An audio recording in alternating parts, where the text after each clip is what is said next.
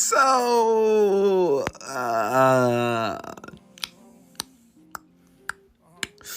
it's been a while.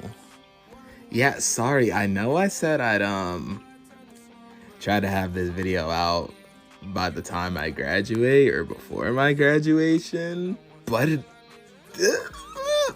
I don't even have an excuse. I was just lazy. I just forgot. I cared about a lot of other stuff that wasn't this, so my bad. But I'm finally doing this. I originally recorded this video a while ago, but you know, I was like very tired and half awake in the recording, so it kind of sounded like shit, and I couldn't really give the questions a lot of thought, and honestly I forgot what I said in a lot of them. So yeah, I'm gonna redo this since, you know, I forgot what I said in a lot of the questions, so I think I can go in with a fresh answer that's much more well-informed because I'm not tired.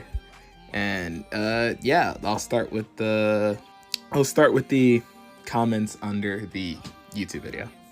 So the first one from SPC East Coast: will you ever think of making another collaboration video with another creator? It's been ages. Probably. I have a few that are planned, actually. Well, I have one that's planned in the future. One is one of my scenarios, and another I'm collabing with somebody else on for their scenario. I won't get too much into that. That'll be for later in the video. But yeah, collabs are not over. It just seems like they are because I haven't uploaded that much lately, and the ones I have uploaded have not been collabs. So yeah. Next question from Rushboy, aka 331 South Rail fan: what typical editing programs do you use for most of your EAS scenarios? I think I include this in my channel description. I might not be sure, but mostly KineMaster, Power Director, Vegas Pro 15, and CapCut. Those are the main four, and even then, not really Vegas Pro. I don't really use it to edit. I just use it to composite the scenario and then render it. But yeah, those are like the main 3 to 4. As for voices, I use mainly Balaboka, narrator's voice, occasionally the Speechify Tom virtual machine, but ever since I found out how to get Speechify Tom through Balaboka, I don't really do that anymore. Sometimes I use like Google Cloud text-to-speech, IBM Watson text-to-speech, stuff like that. It just really depends. And for audio editing, mostly Audacity, or just smashing effects together in KineMaster or CapCut. Next is from Nairas: when FNAF EBS scenario remastered? Tomorrow, as in like the tomorrow of when this video comes out. It's true. Another comment from Rushboy: I've noticed that some of your older scenarios got privated/deleted. What happened, or what caused you to private/delete those other ones? Some of them, I just think they're slop, so I privated them. None of them are deleted. They're all private because I'm too attached to the things I make, even if I hate it. I mostly private them either because I think they're slop, like just straight up bad. They don't reflect the type of content I truly want to make, or in very rare cases, there's like an actual reason for me to, like they're like genuinely offensive, or it's just genuine slop, like in the case of Hong Kong riots, where I said some like whack shit. I think I talked about this last year in my ranking scenarios video, but yeah, most of it is just because I don't like the content anymore and I don't really want it up on my channel. Next is from EAS Australia NSW: what is your favorite scenario of all time? This is a difficult question to answer.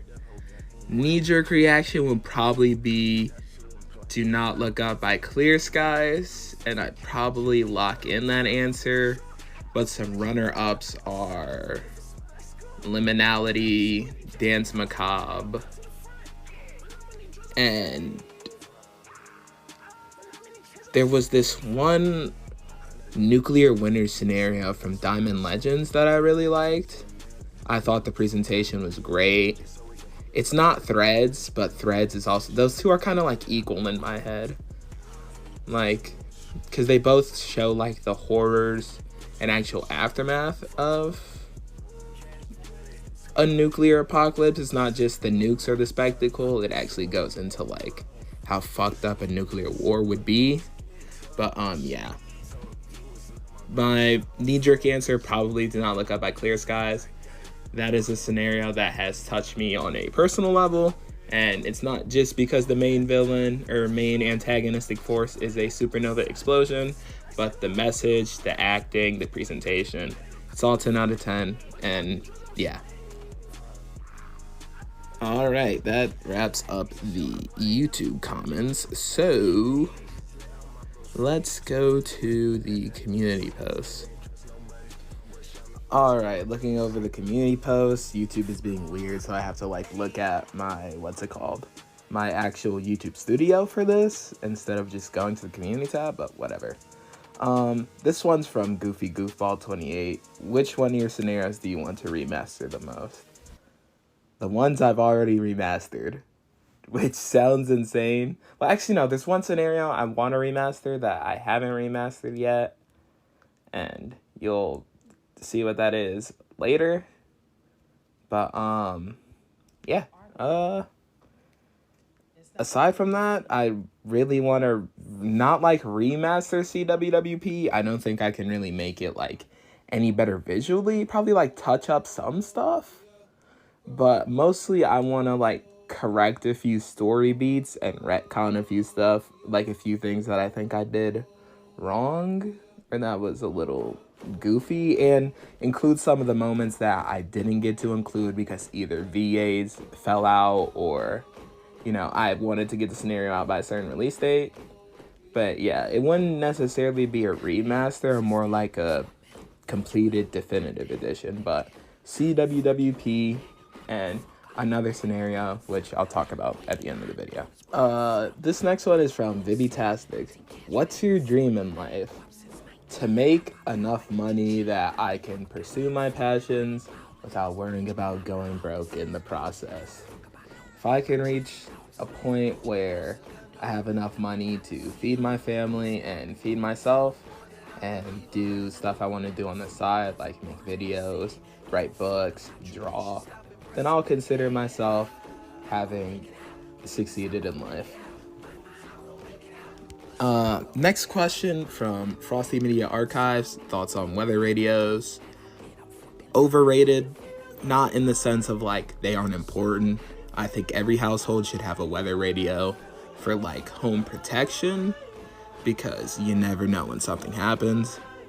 But like in the community's terms, there was a point in this community where it was almost like required to have a weather radio scenario. If not weather radio scenario, just a weather radio in general. If you didn't have a weather radio in this community, you were kind of like the odd one out. So in that sense, they're kind of overrated. But as a concept, they're really important, and I think that every home and every business should have one, just in case. Next is for TTS TV 21. Have you watched the Final Minute Zombie Plague EAS series? That was one of the, like, keystone scenarios in my time in the community that I watched. And by that, I mean, like, it has impacted me the most, at least creatively and artistically. Without the final minutes, I probably wouldn't have made CWWP. That, or would have leaned more into the sort of Resident Evil inspiration I had for it, because it's sort of a love letter to both Zombie Plague by the Final Minutes and the Resident Evil series as a whole. And hence why I sort of mishmash elements of both. Like, Rapid City sounds similar to Raccoon City. You know, the terrorists break into the Wolf Sky Health Center and steal the virus. That's a callback to the terrorists in Australia attacking and stealing a virus that becomes the zombie plague.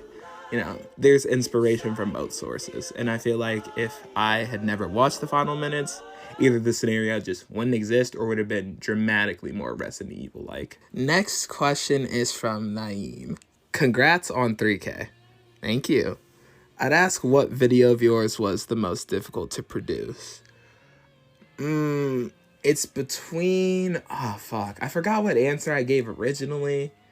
But it's between False Prophet, Volcanic Winter Remastered, and CWWP. False Prophet wasn't really difficult. There was just a lot of stuff in my life that came up that made it like difficult to focus on.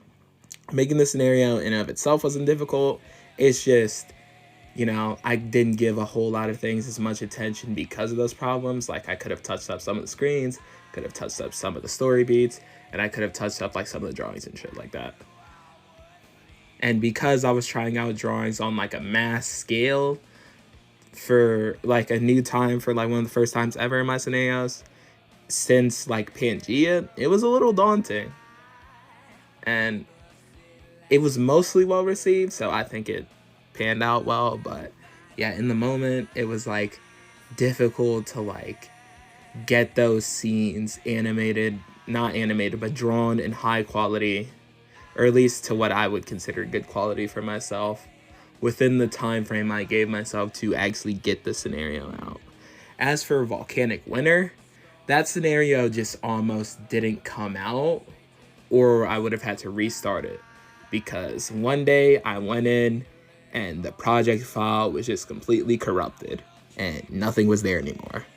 And I was freaking the fuck out. I was like, holy shit, I'm gonna have to rebuild this from scratch, aren't I? And as I started doing that, like, you know, tears trailing down my eyes, then one day I wake up going to KineMaster, the project file is recovered, and it's the original Volcanic Winter remastered again.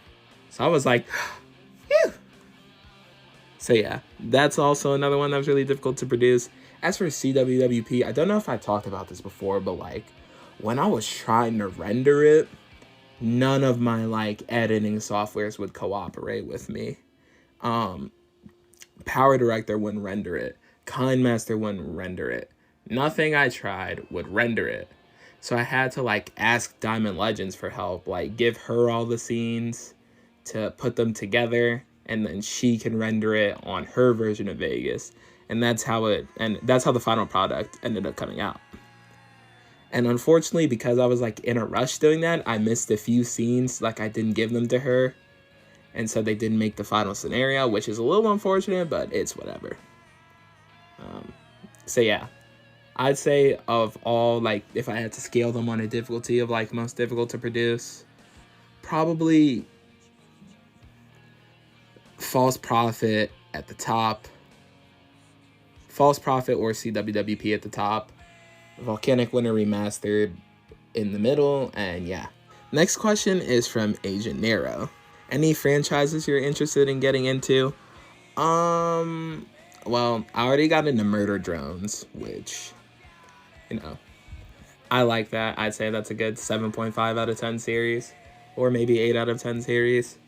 I was going to get into The Amazing Digital Circus, but then everything came out with Michael Kovacs and Gooseworks herself, and now I'm not touching that shit with a 10-foot pole, which is a little hypocritical because I liked Murder Drones and he voices N, but whatever. Who gonna stop me? Another series I want to get into, at least on the gaming side. Well, not on the gaming side, but like on the television side, I want to get into Gurren Lagann. And there was another anime that somebody recommended me. I forgot the name.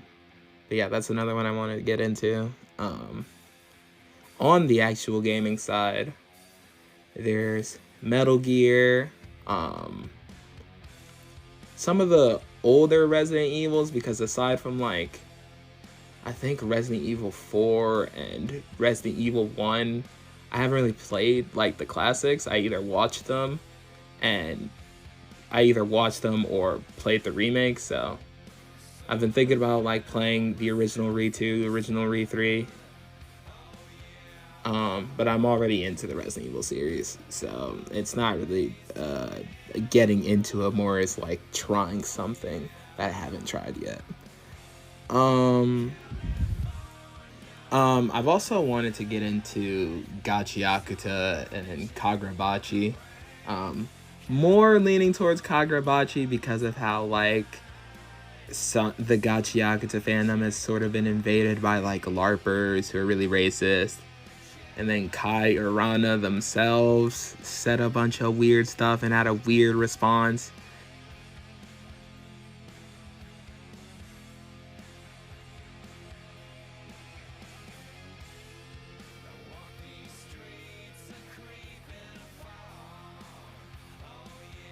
Yeah, those are the series I'm interested in getting into.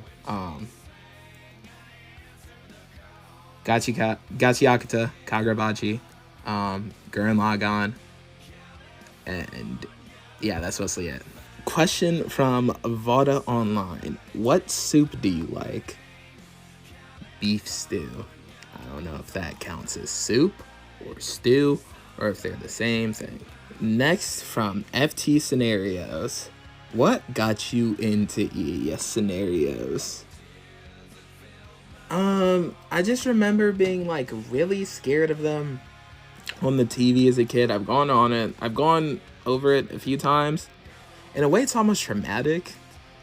Like, I have a bunch of experiences that just like stick out in my head that I like don't like recalling, or like just filled me with so much dread. Yeah, I used to be deathly afraid of the EAS, and then I came across that Pennsylvania zombie virus scenario. I'll throw it up on screen if I can find it again, but that, I was like, whoa, this is cool. I really like this. I'm gonna try this.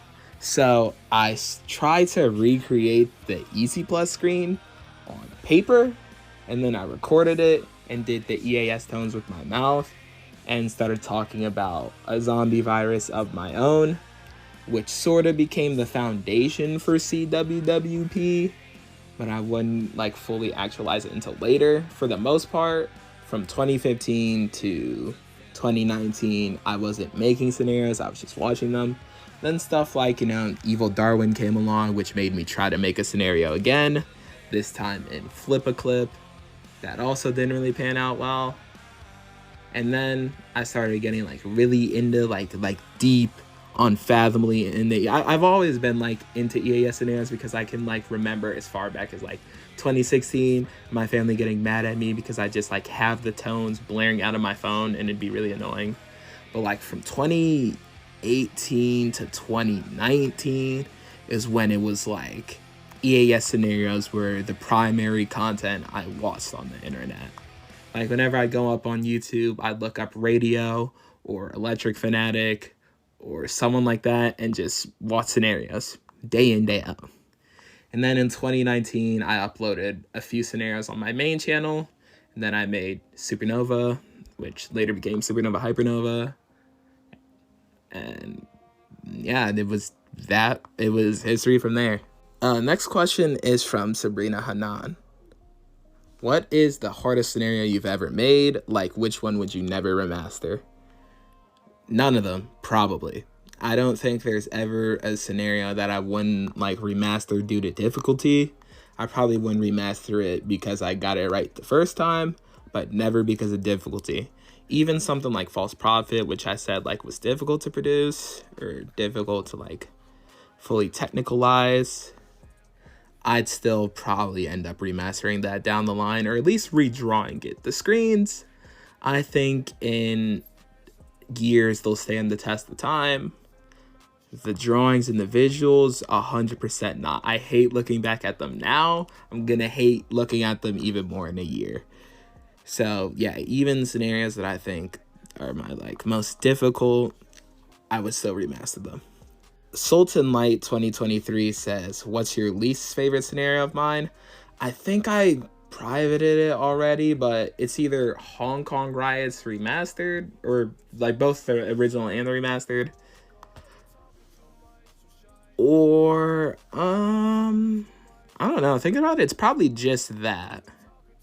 That's my least favorite. Maybe, like, there's other ones I dislike, like the original Black Moon, War of the Machines, War of the Horoscopes.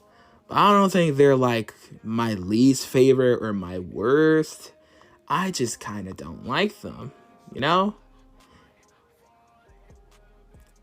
But yeah, I think my least favorite is Hong Kong Rise Remastered, like least, worst, and maybe SCP-5000Y.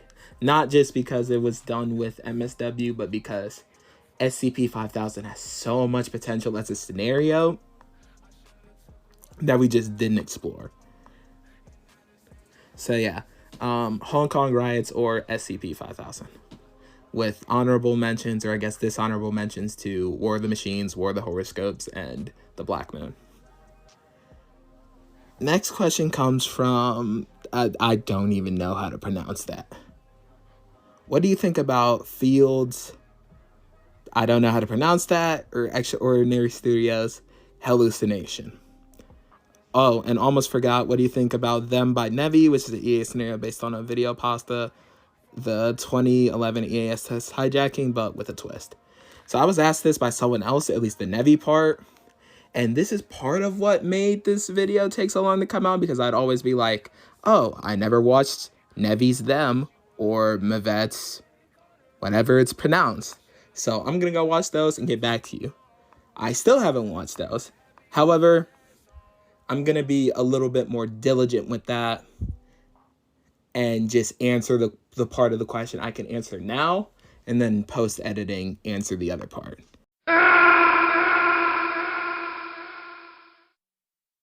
And yeah, as for Mavet, I'll watch that scenario and get back to this question. Same with Nevi.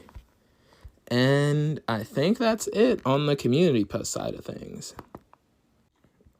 Let me check, because I think there were some questions asked in my Discord channel. Oh, yep, there were. This one's from Snowboy. Have you ever considered quitting social media altogether? Not really. Quitting, like, maybe like YouTube or staying off Twitter? Yeah, but I still use stuff like Snapchat and whatnot to text my friends and family. So I could never be, like, completely absent from social media. But I have considered going, like, lower contact, getting less involved with social media. ZanyMan44 asks, will you ever play Geometry Dash? Probably not. I've played it before. I'll probably play it, like, casually in the future if I ever get the interest for it. But, yeah, on the whole, probably not. Next question is from Queen Rosalina. Where do you get your inspiration to make your scenarios? My imagination, a big one, just like ideas in my head that like come up. If I think it's a really good idea, I'll probably like jot it down really quick.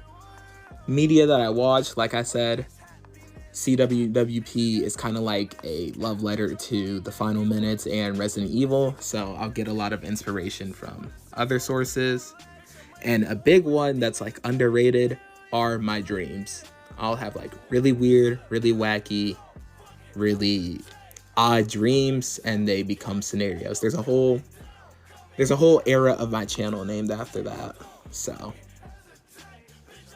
yeah, just my imagination straight off the dome, my dreams, and other stuff that I'm into are the main three sources where I get inspiration from my scenarios. Next question is from Bear the Woods. What was your most successful EAS/EBS scenario, and do you feel proud of it? I think at the moment it's Pangea Remastered. Hold on, let me go to my YouTube studio and check. Okay, yeah. My most successful scenario by like a pretty big margin is Pangea Remastered. And yeah, I'm proud of that. I'm really proud of Pangea Remastered. It used to be The Beast, and I would tell you I'm not proud of The Beast because I'm really not. But Pangea Remastered has long surpassed it, so yeah, I'd say I'm really proud of it. Next question is from Nova, and it just says crossed. And that's at the end of the video. Next question is from Dylan or something, IDK. What scenario took you the longest to make? I think false prophet, since that took like a whole ass year and then some. And I think the second longest scenario it's taken me to make is either Warden's Wrath or CWWP. But objectively, false prophet. I don't think I've ever had a scenario like that in development hell for that long. Well, one that actually came out. I have several scenarios that are still in development hell, which once they come out, they'll take the cake as having taken the longest, but they're not out yet, so false prophet takes that cake. Next question is from Enwo, aka Rudolph. If you ever got the chance to make one of your scenarios into a feature-length film, which one would you pick? False prophet or CWWP? Those are ones I think have like my greatest storytelling in them, so I think they'd make the best feature-length films. And yeah, that's all on the Discord side of things. Hold on, I accidentally forgot the best questions of them all. Can I bounce on it though? Can I crack? Can I give you back shots? Will you complete RQ3? And to all of those, yes. Yes, you may. And yes, I will complete RQ3.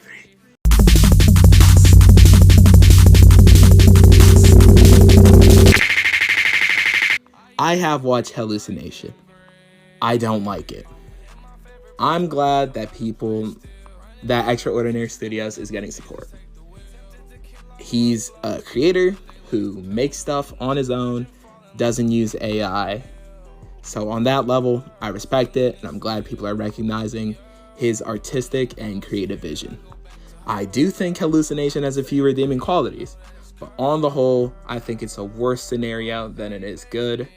And I personally think it is one of the worst scenarios to come out of last year and probably recent history in the community, which is really harsh because I know Extraordinary Studios likes me as a creator and looks up to me, which makes me really feel really horrible that I feel this way about the scenario, but there's just so much wrong with it that it would kind of be hard to articulate without sounding like I'm just like being an asshole to the guy, or to articulate in a Q&A video. But to give a brief overview, I don't really like the plot. I think it was handled very distastefully, very poorly. And even with that poor handling, it feels like it tries to switch up on what its message is. Like at point, I can go into, if Extraordinary were to ever reach out to me, I'd probably go more in depth with it personally with him, or maybe like clarify in the comments. I'm not gonna rip the guy's scenario to shreds publicly, like dissect every little bit of it, but I don't really like the plot. I don't really like how in the scenario there's use of actual victims having overdoses and like falling over, potentially hurting themselves. Actually, in the video, I think that's really fucked up, that someone's potentially worst day of their lives is being used for a scenario that's basically demonizing people like them. It's really fucked up. It really rubs me the wrong way. There's also just like, it feels like parts of the scenario are just like there for shock value. Like the baby dying scene, people say that was horrifying. And yeah, I mean, it's horrible conceptually, but again, it doesn't really add much to the plot, and it isn't really well explained either. I wasn't really horrified at the scene. I was just confused. Like, why is this happening? Why is this there? Probably because, like, you know, the evil ass Datura, but like, it just feels so like shock for shock in a way. There are, like, again, like I said, redeeming stuff about it. I think the visuals are good. And some quotes like, hell is full and the devils are here. That would be a hard quote. In any other context. In any other context, that would be a really hard quote. But this is a scenario about a struggling drug addict. Calling drug addicts or people unwillingly or unintentionally infected with drugs or not infected, but I guess intoxicated with a drug. Devils, like calling them devils just rubs me the wrong way a lot. It's just, there's so much I have to say about that scenario. I can't really say here. I guess I could go more in depth into it if people want, and if Extraordinary Studios is okay with me like publicly going about it. Even then I probably won't. I'd probably just like discuss it with him in DMs, because he's in my server. He can contact me if he sees this and, you know, feels whatever way he feels about it. But yeah, that's how I feel about Hellucination. I don't like it. I think it's a really poor, not dangerous scenario, but it sends a really, really fucked up message.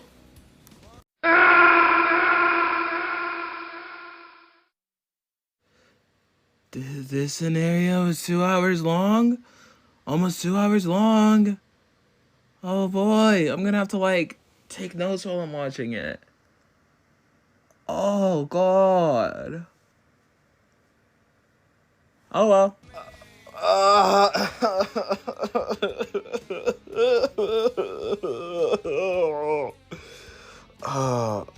So I've been pronouncing the scenario wrong. It's not by someone named Mavet, it's by Field, and it's called Mavet Le'enoshut or something like that. I don't know how to speak Hebrew, but oh, this is gonna sound harsh, but I want my 2 hours back so bad.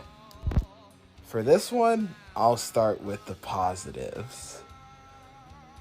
I like how the scenario mostly focuses on the rest of the world first, then America. That's cool. A lot of scenarios don't do that. And especially because it focuses on like more unconventional countries that you don't see a lot in scenarios like Cyprus, India. I think there was one in Bangladesh and Papua New Guinea, which almost never come up in a fucking scenario. I think that's cool. The visuals, they're also pretty cool, sporadically at least. But that's about it. To start with some of the criticism, like some of the more like technical criticisms of the actual scenario. For like the first quarter of the scenario, it's incomprehensible almost, because the screens are super blurry, way too blurry to read.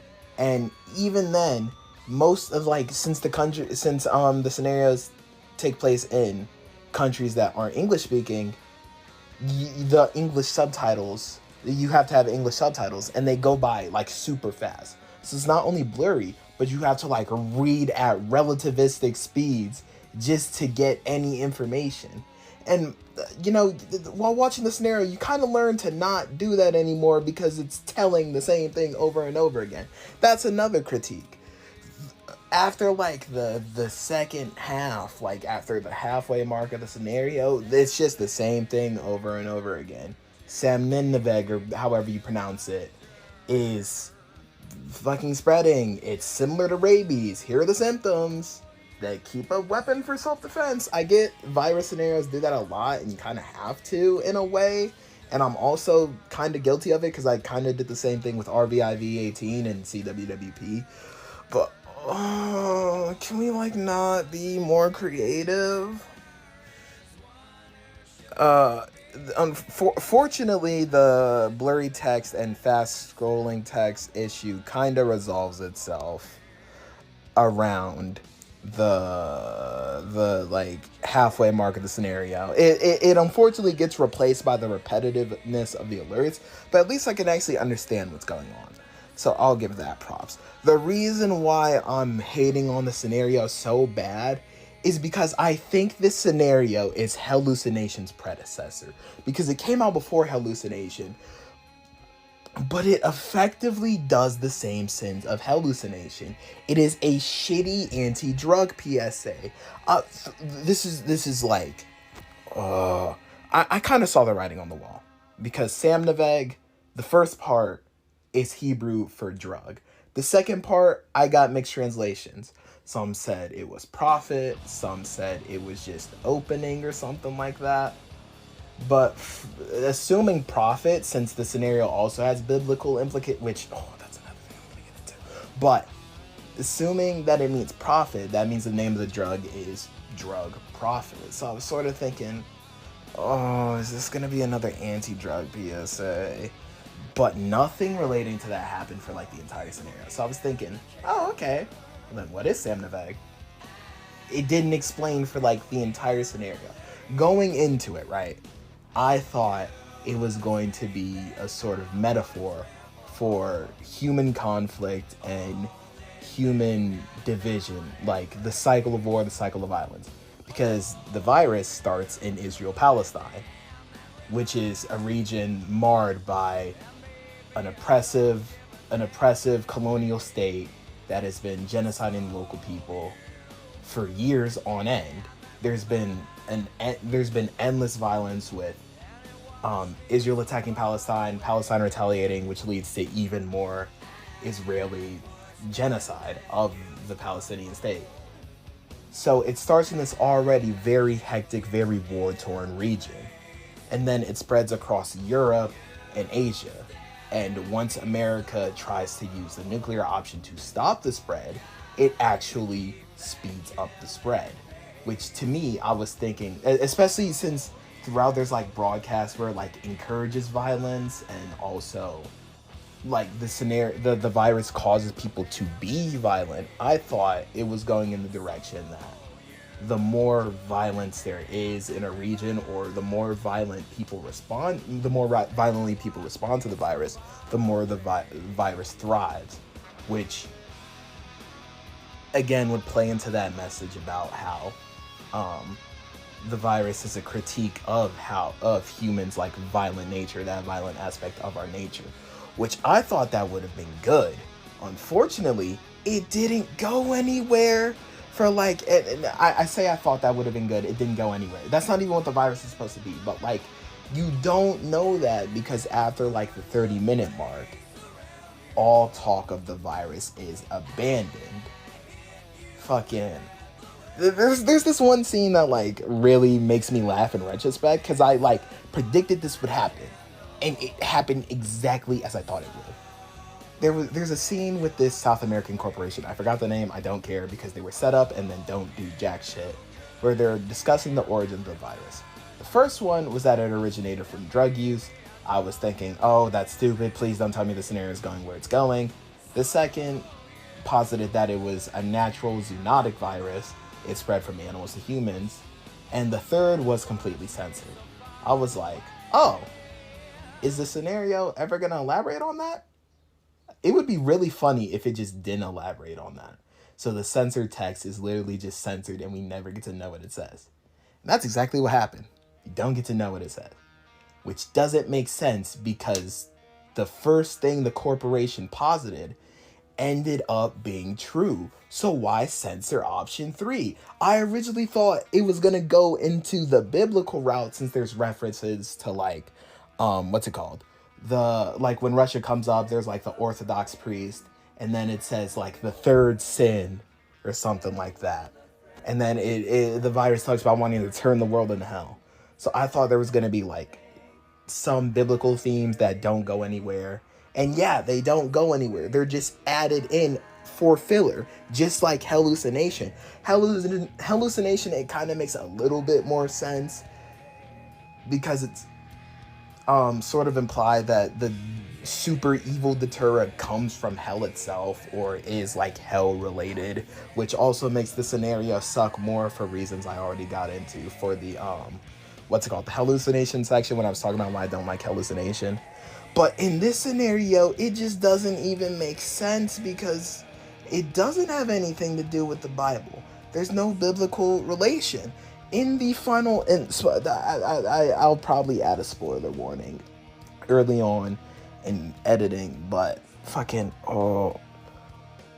towards like the hour 40 mark, there's a interview with Carl Lewinsky and the virus itself, which was set up all the way back early in the scenario, back during like when it was spreading through China, and then doesn't come back around until now. It's already been implied throughout the scenario that the virus is sentient and unnatural, which I'll give Field their flowers and their credit for that. But then it says, yeah, I came about because this guy was an addict who mixed together several synthetic substances and created me, a sentient virus that spreads across the world and is trying to teach a lesson to humanity. Because we are destroying the planet, and we need to take better care of the planet.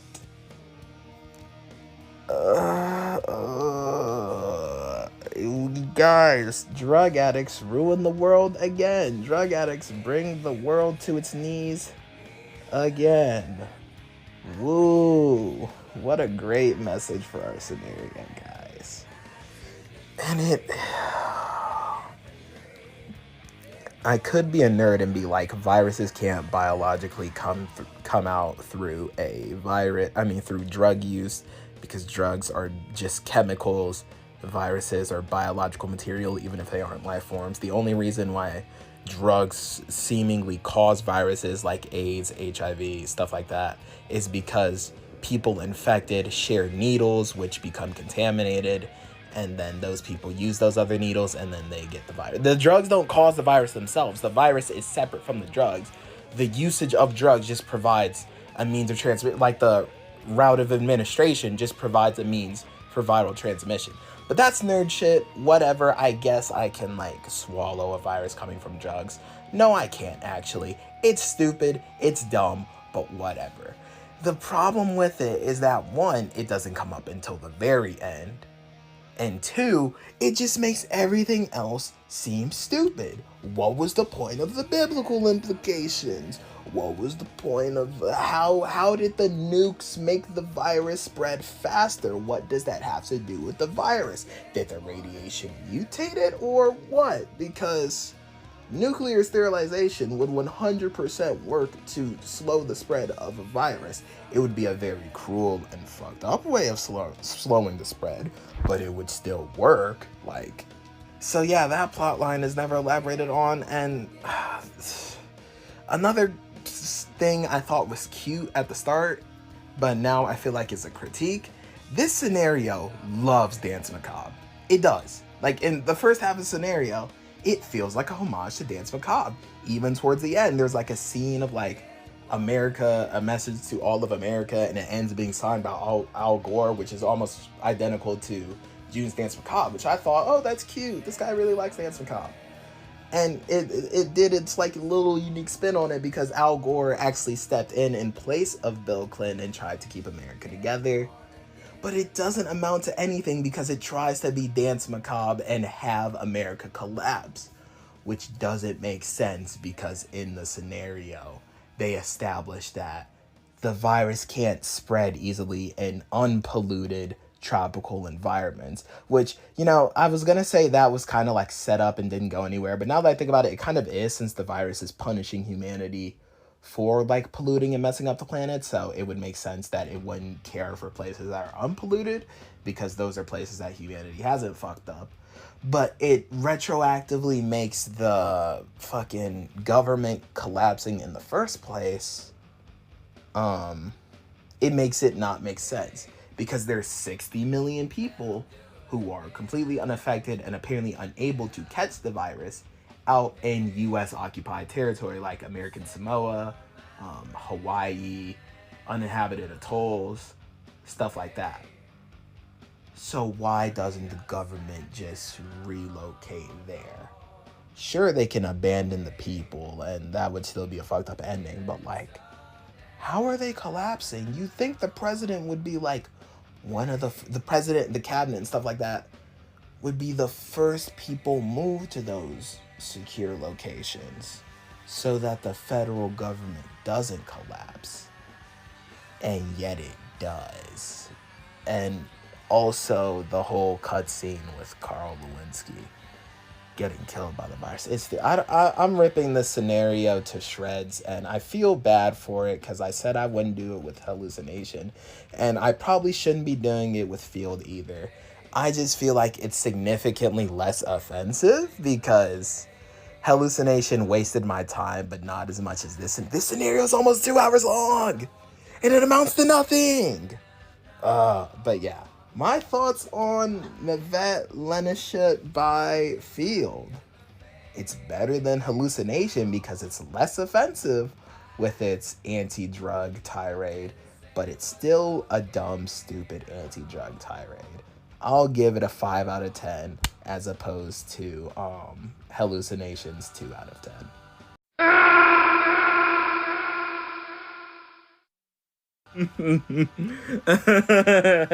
Okay, so I just got done watching them by Nevi.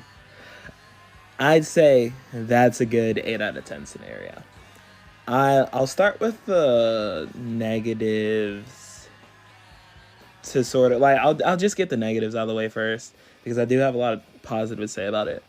I think this scenario kind of falls, at least for the first part, it falls into like the tropes that a lot of analog horror do of loud noise equals scary, distorted face equals scary. There's not a whole lot of build up and then release of tension in the jump scare. It's just jump scare, which sure, if you're not expecting it, it'll catch you off guard, but it's a little cheap. And in this case, since it happened so much in the first few clips, you sort of just like expect it. Again, there's no build up, so there's no real release of tension. There never was any tension.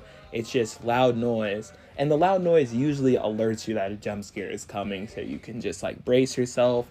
And then the scary face shows up, and you know, that's that, which is unfortunate because in a lot of the earlier clips there are some really like disturbing visuals, like the PSA error clip. I think that's clip 2. That section was pretty disturbing, and then the scary face comes up and it becomes kind of cheap. Yeah, I don't really have, yeah, clip 4 is kind of the same. It just cuts to like, oh, loud noise, scary video, whatever. Clip 5 is okay because it's mostly audio. I like clip 5. I think clip 6 is where like the scenario is at its peak, and this is where my positives start. Like I said, the visuals are disturbing. Nevi did a really good job with that. The visuals are 100% disturbing. I just wish they were utilized more like they were in clip 6, because clip 6 is the perfect, like, this is the perfect setup. You go into the test, you think it's normal, like, because it's the actual 2011 broadcast, but as like the clip goes over and the audio gets more distorted like it did in the real thing, it actually like eases into the hijack, the scary, unnerving visuals come into the background, the noises get more distorted, the scary music plays, whatnot, and it builds up this tension that like actually puts you on the edge of your seat. And it did a really, I really like that part. It did a really good job. Same for clip 7, also known as, by the timeline I'm looking at, it's called The Coming. I think this part was also done pretty well. And I really like that they included the, what's it called? I don't remember the name, but it was those clips that would start with like those old, really old EAS scenarios that would start with, this message is being broadcast by the Department of Defense of the Republic. Those, it has those overlaid and calls back to those, which I think is really cool because those scenarios horrified me as a kid. I even called back to them in Strange Night, and this scenario does feel very inspired by those types of scenarios. Not Strange Night, but like the alien invasion, demonic invasion scenarios. So I really like that they referenced that. The only part I don't really like about clip 7 is the background scary videos kind of just feel like they're just spamming scary to be scary. At the start, it makes sense. Like the weird little crab-legged creature. Okay, these are extraterrestrial beings. And then the part where the guy's doing the weird dance while the person in the video is trying not to look at them, that's really good. Really good use of scary clips. Especially because in the actual broadcast, it says, if you see them out of the corner of your eye, close your eyes. That part was really disturbing. I like that. And since that's basically what's happening in this clip, I think it gets used pretty well. But some of the other clips just kind of feel like scary to be scary. like the mask clip where the thing is like its eyes clear closed and then it like starts to smile. That's like, okay, whatever. And then there's the eye, the fucking eye that gets overused in every analog horror scenario. That was kind of just like, okay, bro. But overall, I think them is a really good scenario. And it came out this year? I thought it came out last year. But yeah, that's the only, that's the what I said at the, like, the first few clips are like the only real issue I have with the scenario, and sort of the ending. That's about it. I think Nevi's outro is funny, and I think the rest of the scenario is really good.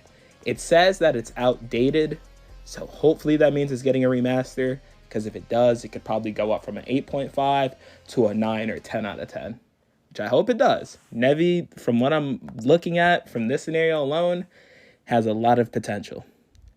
And I'll probably be tapping in on their content in the future, if they still do EAS, that is. So, the current timeline of content has changed a bit since when I first recorded this, like, special. I was gonna try and get this scenario I'm working on now out, like, by about this time, but I've since realized it's not really possible. So for the moment, it'll just be like, you know, short mocks I hope to get out in the next week or two that will lead up to, well, not all of them will be related, but still they'll like sort of lead up to the scenario, which I'll try to get out before I go back to school, or go, I guess, to university in August. And the scenario that I've been working on since that has been delayed to before August, maybe, potentially, is called Crawling Chaos, which I think I've mentioned it a few times in my server and on my community post. I'm not going to tell you what it's about, but from the name, you can kind of infer. If you don't know what Crawling Chaos is or what it means, and you want to get an inference of at least what a portion of the scenario will be about, just look up Crawling Chaos and do some research into it. So after Crawling Chaos, there's a collab scenario that I mentioned in the Q&A section. Again, I'm not going to reveal what the collab is. However, I will be on it with FT, June, and Enlo. They're all going to be collaborators on it. And like I said, it's going to be a remaster of one of my scenarios. Again, not saying which it is, but yeah, there's a collab coming there in probably, hopefully by the end of the year, maybe next year. I don't know.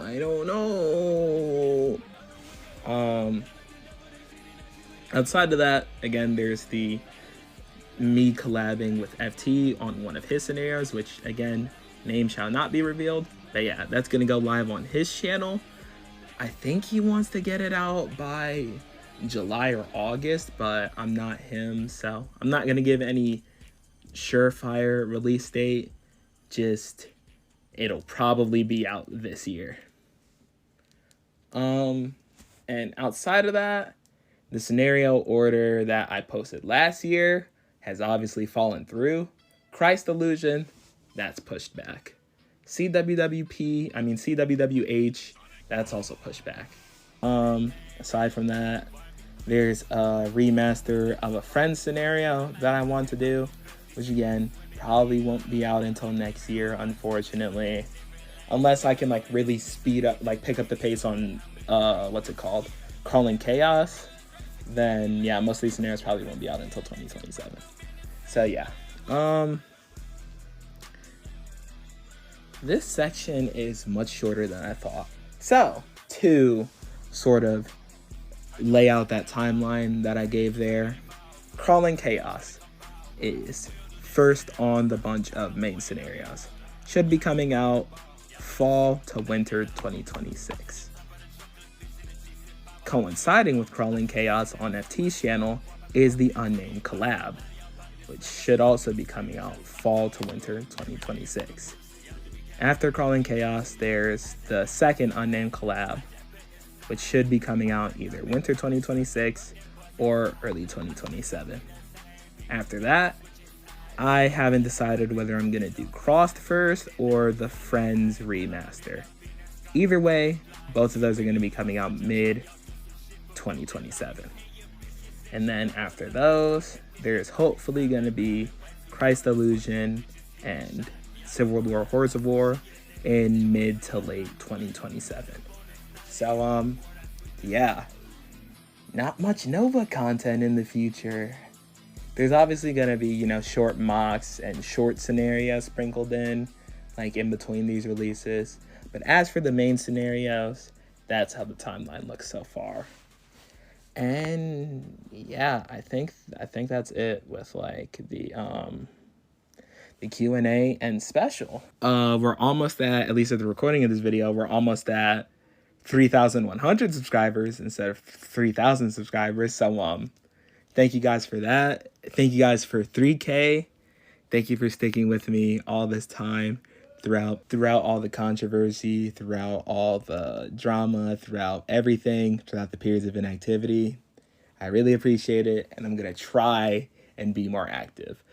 As of the making of this, as of the recording of this, it's the 16th. I'll try to have this video out by next week.